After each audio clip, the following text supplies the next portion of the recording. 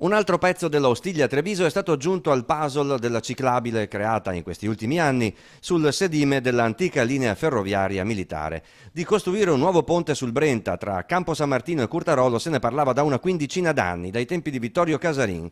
Oggi l'inaugurazione con il presidente Zaia e i sindaci dell'Alta, felici a dir poco i ciclisti. Il coronamento vuole dire di un sogno. Abbiamo cominciato attorno all'inizio del 2000 a proporre che questo itinerario fosse realizzato. Va ricordato, ecco, che all'interno del Veneto transita tutta una serie di reti nazionali e internazionali, per cui è fondamentale quest'opera. Prima di questo moderno ponte ciclopedonale c'era quello della ferrovia, costruito circa un secolo fa. È ancora visibile uno dei due plinti che venne impiantato nel greto del fiume. Un ponte che durante la Seconda Guerra Mondiale subì almeno 300 bombardamenti alleati, dato che di qua passavano i rifornimenti alle truppe tedesche.